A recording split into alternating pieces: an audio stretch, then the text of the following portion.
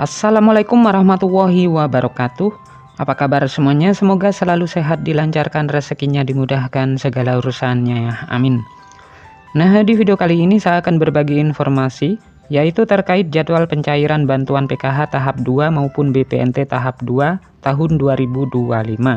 Kapan PKH dan BPNT mulai dicairkan kembali? Jadi simak jadwal dan tahapan-tahapan pencairannya ya. Maka dari itu, simak terus videonya sampai selesai agar supaya tidak ketinggalan informasinya. Nah, program Keluarga Harapan atau PKH merupakan salah satu program unggulan pemerintah Indonesia yang bertujuan untuk mengurangi angka kemiskinan melalui bantuan sosial. Hal ini tentu memberikan harapan bagi banyak keluarga penerima manfaat KPM ya, yang menantikan bantuan ini untuk memenuhi kebutuhan sehari-hari. Pencairan dana PKH dan BPNT dilakukan secara bertahap. Dana yang telah dicairkan akan masuk ke rekening Kartu Keluarga Sejahtera atau KKS. Adapun KPM PKH BPNT yang dicairkan melalui kantor pos Indonesia. Meskipun demikian, tidak semua KPM menerima dana secara bersamaan ya, karena beda daerah beda jadwal. Dan berikut jadwal pencairan PKH dan BPNT untuk tahap 2. Nah, perlu diketahui bahwasanya pencairan PKH maupun BPNT itu disalurkan dalam 4 tahap sepanjang tahun. Dan berikut ini adalah rincian jadwal pencairan untuk masing-masing tahap ya. Untuk tahap yang pertama itu sudah mulai dicairkan dan hampir merata ya hingga sampai saat ini. Walaupun masih banyak para KPM yang masih belum cair bantuannya.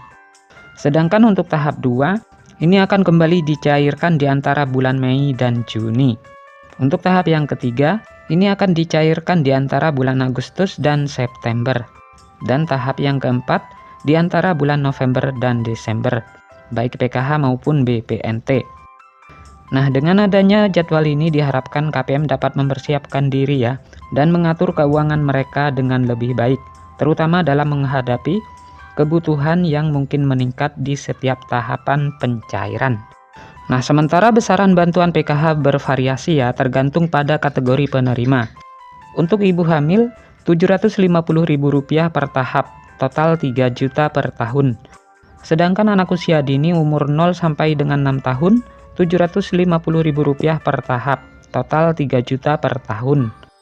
Untuk anak SD sederajat, Rp225.000 per tahap, total Rp900.000 per tahun. Untuk kategori lansia dan disabilitas, Rp600.000 per tahap. Nah, dengan adanya variasi besaran bantuan ini, pemerintah berharap dapat mencakup berbagai kebutuhan yang berbeda dari setiap kategori penerima, sehingga bantuan yang diberikan lebih tepat sasaran. Nah, jumlah penerima manfaat PKH tahun 2025, pemerintah menargetkan sebanyak 10 juta KPM sebagai penerima manfaat PKH tahun 2025. Target ini menunjukkan komitmen pemerintah dalam mengentaskan kemiskinan dan memberikan dukungan kepada masyarakat yang membutuhkan. Dengan jumlah penerima yang besar, diharapkan program ini dapat memberikan dampak positif yang signifikan terhadap perekonomian keluarga penerima. Bagi masyarakat yang ingin mengecek status penerima manfaat, kalian dapat mengunjungi situs resmi cekbansos.kemensos.go.id. Di situs tersebut, kalian dapat menemukan informasi terkait status penerimaan bantuan sosial, termasuk PKH dan BPNT. Nah, untuk mendapatkan informasi terbaru dan paling akurat, selalu pantau terus informasi resmi dari Kementerian Sosial. Dengan mengikuti perkembangan terbaru, KPM dapat lebih siap dalam memanfaatkan bantuan yang diberikan.